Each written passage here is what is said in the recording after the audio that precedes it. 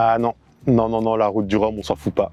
La route du Rhum, c'est des histoires magnifiques, des moments de tension, des victoires magiques. C'est pour ça qu'aujourd'hui, on va pas faire de vlog, non. Aujourd'hui, je vais vous parler de quelque chose qui me passionne et je vais essayer de vous y intéresser au moins un tout petit peu. Parce qu'au final, la route du Rhum, c'est un peu entre la F1 et Koh Lanta. D'un côté, on va avoir des innovations technologiques, des tactiques de fou, on va avoir des courses interminables. Et de l'autre côté, on va avoir des gens qui sont contents quand ils arrivent à dormir 4 heures par jour, qui vont traverser l'Atlantique en solitaire. On va avoir des gens qui vont se pousser tellement mentalement et physiquement qu'ils vont aller jusqu'à avoir des hallucinations en mer. Donc voilà, c'est ça mon but, c'est qu'à la fin de cette vidéo, vous ayez envie de suivre la route du Rhum. Et ça tombe bien parce qu'elle commence bientôt, dans une semaine exactement, le 6 novembre. Alors c'est parti pour ce premier épisode de On s'en fout. Bon, le nom n'est pas définitif, il n'y a pas de générique, mais on s'en fout. En fait, quand on regarde les débuts de la route du Rhum, on sent que c'est vraiment une course française. Ça parle d'alcool et d'emmerder les Anglais.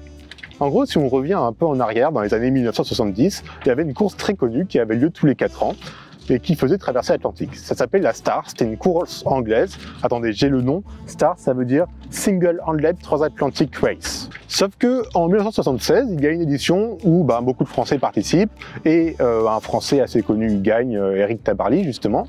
Assez connu, bon, faudra faire une émission entière sur lui, mais bref. Et après cette édition, la direction de course décide de limiter la taille des bateaux maximum à 17 mètres. Pour se faire une idée, 17 mètres c'est énorme. 17 mètres c'est la taille d'une piste de bowling. Ou même si vous êtes plus dans la nature, c'est 3 girafes couchées l'une à côté des autres. Donc c'est gigantesque, mais c'était pas assez pour certains navigateurs qui voulaient arriver avec des nouveaux bateaux, qui voulaient arriver avec quelque chose d'extraordinaire. Bon, on a une raison, mais c'est pas assez pour créer la course. De l'autre côté, on a des types qui veulent vendre du rhum. Des types des Antilles qui veulent vendre du rhum et qui se disent il nous faudrait un support, il nous faudrait quelque chose pour promouvoir notre rhum. Et donc, si on met les deux ensemble, on crée la route du rhum. Où elle va arriver aux Antilles, mais plus précisément, elle va arriver en Guadeloupe. Parce que, en 1976, on a eu une éruption en Guadeloupe et il faut un peu redorer l'image de l'île. Donc ça tombe hyper bien. Faisons cette course. On va donc avoir la naissance d'une course qui va avoir lieu tous les 4 ans, qui devra traverser l'Atlantique d'est en ouest, qui sera pour les marins en solitaire. Je crois que vous voyez que ça ressemble quand même vachement à la Star, mais il y avait quelque chose de différent, c'est qu'on pouvait venir avec n'importe quelle taille de bateau. On peut avoir des monocoques, des multicoques, tout était accepté. Les skippers, ils étaient hyper contents. Ils ont appelé ça la transatlantique de la liberté. C'est un peu l'ancêtre du convoi de la liberté actuel. Du coup, des bateaux, il y en a eu plein de différents. Pour se faire une petite idée, pour la première édition en 1978, il y avait seulement un quart des bateaux qui étaient des bateaux de course. Il y avait des types qui venaient avec leur bateau, qui n'avaient pas de radio, pas de GPS et qui partaient comme ça. En fait, si on veut vraiment comprendre l'esprit de la compétition, il faut que je vous parle de Guy Delage. Ce type, pour la deuxième édition, donc en 1982, ce type pour la deuxième édition, il est arrivé avec un bateau. C'était un multicoque qui avait une coque principale et une deuxième coque d'un côté. Donc quelque chose de pas symétrique, quelque chose de quasiment jamais vu dans les bateaux de course. Et tout le monde s'est dit, qu'est-ce qu'il fait là? Qu'est-ce qu'il va faire? Est-ce que ce type va être plus rapide que tout le monde? Est-ce que ce type, il va finir la course? Il va réussir à finir la course? Et tout le monde était fasciné par ce bateau. Inquiétant, non conventionnel, révolutionnaire, complètement fou, mais mené par un navigateur au top niveau. Des mots que l'on entendait samedi sur les pontons de Saint-Malo. Bon, ce bateau, il s'est cassé sur la ligne de départ, mais c'est un peu l'idée. C'est une des grandes courses qui permet l'innovation dans le monde du nautisme, d'abord le monde de la compétition et qui est répercuté dans le monde de l'amateur. Parce que c'est aussi une course aux performances. On va essayer d'avoir le bateau le plus rapide. On va voir dans ces courses l'arrivée par exemple du carbone pour avoir des bateaux plus légers et plus rapides. On va voir l'arrivée des foils, des bateaux qui volent. Vous imaginez des bateaux qui volent comme ça, là je vous montre ça, impressionnant. C'est-à-dire qu'on a tellement fait de progrès que là, en 1978, le gagnant de la course, il a fini en 23 jours. Il s'appelait Mike Bridge. Maintenant, le record de la compétition, il a été fait en 2018, il a été fait en 7 jours et 17 heures. C'est-à-dire que le gagnant de 2018, il avait le temps d'arriver à Pointe-à-Pitre, de se prendre un petit rhum, de revenir à Saint-Malo et de repartir en Pointe-à-Pitre, et il aurait quand même gagné la première édition avec son bateau. C'est fou toutes ces innovations. On a aussi, c'est aussi une course qui va pousser des innovations technologiques, on va se servir de beaucoup plus d'innovations technologiques. On va avoir l'arrivée du GPS et de la météo en temps réel en 1990. C'est-à-dire qu'avant, les types ils partaient, ils savaient où ils étaient grâce au sextant. Ils se fiaient un peu à leur pressentiment pour la météo. Des fois, ils n'avaient pas de radio. C'était fou. Maintenant, on a des balises satellites, on sait en temps réel où se trouve le bateau, enfin à peu près toutes les 10 minutes, etc. Si le marin a un problème, il peut activer une balise qui enverra sa position, on peut quand même le sauver assez rapidement. Mais avant, il n'y avait pas ça. Et c'est aussi des évolutions écologiques. Je pense qu'on ne les voyait pas beaucoup avant, mais ça arrive petit à petit. Par exemple, on parlait du marin Romain Pilar qui va faire sa course sur un bateau dont le but est d'avoir le plus d'éléments recyclés possible.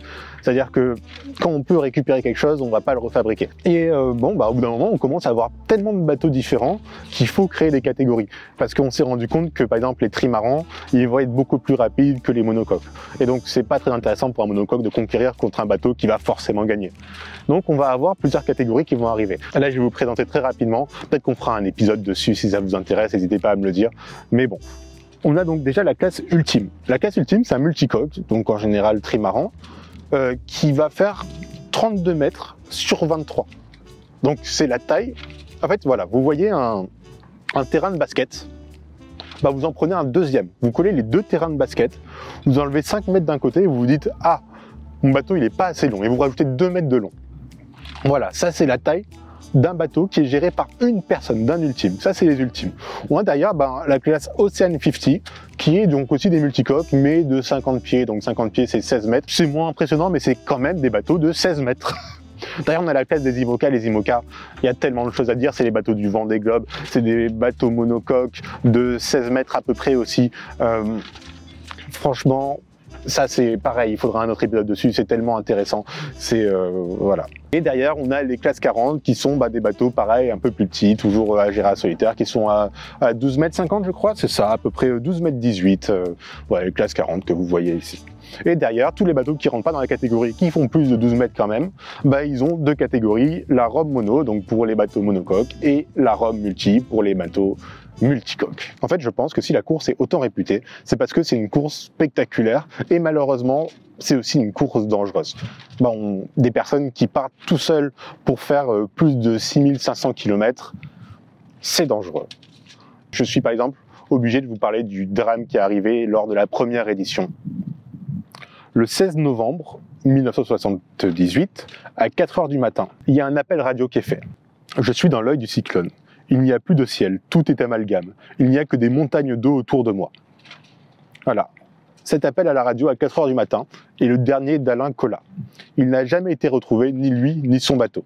Ça a énormément marqué la culture populaire et la culture autour de cette course. Par exemple, il y a eu une chanson, Manureva, de Alain Chamfort. Alors je peux pas vous la chanter, je peux pas vous la passer pour les droits d'auteur, mais n'hésitez pas à regarder, il y a une chanson là-dessus, il y a eu plein de spéculations, les gens se sont dit il a pas disparu, il a juste pris son bateau, il est parti vivre une nouvelle vie, il s'est peut-être fait aborder, il s'est peut-être fait attaquer par des orques aussi, il y avait ça comme théorie, mais au final on n'a jamais retrouvé ni lui ni son bateau.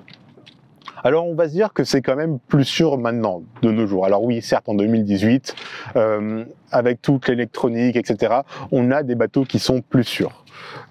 Déjà juste d'avoir le GPS, de pouvoir recevoir la météo, de pouvoir communiquer plus facilement, c'est plus sûr. Maintenant, on est capable de construire des bateaux insubmersibles. On est capable de construire des bateaux qui vont subir toutes les météos et qui vont s'en sortir. Sauf que la vérité, c'est que c'est comme l'équivalent de prendre une Clio 2 et de participer à une course de Formule 1. C'est-à-dire qu'on va réussir à faire toutes les courses de circuit, ça va être très fiable, on va pas avoir besoin de refaire de plein, on va pas avoir besoin de faire de pit stop, mais on va pas gagner la course. Et le but, c'est de gagner la course. Oui, alors voilà, je parle beaucoup de Formule 1, j'y connais rien, mais j'essaie de toucher un nouveau public. Donc voilà, peut-être que le but, c'est de gagner de la course, donc c'est d'avoir des bateaux performants et d'avoir du coup le bon équilibre entre performance et sécurité quand même. Je peux par exemple vous donner que dans l'édition 2018, le bateau, le trimaran ultime d'Armel Lecléache. Ce sont les dernières images de Banque Populaire hier. Depuis, le maxi trimaran a chaviré en début d'après-midi au large des Açores. Rupture, semble-t-il, de ce flotteur bâbord dans une mer en chantier. Creux de 5 mètres, vent de plus de 30 nœuds. Armel Lecléache, le skipper, est sain et sauf et attend les secours. Le coup et bien rude.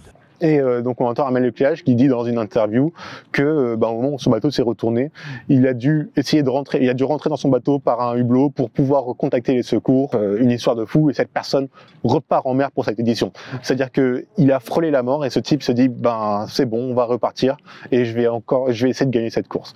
Bref, c'est fou, impressionnant. Je pense qu'il faut quand même finir sur une note joyeuse sur cette course. Parce que, en fait, pour moi, la route du Rhum, c'est surtout des centaines d'histoires. On peut parler par exemple, d'Alex Thompson, pareil, de l'édition 2018, qui était en tête de la course il avait plus de 350 km d'avance et qui s'endort dans son bateau, il n'entend pas son réveil qui sonne et il se prend la falaise, il se prend la Guadeloupe à l'arrivée. What about this end of the race? Well, not so good for me, really. You know, I expected to arrive in Guadeloupe, not hit Guadeloupe. Yeah.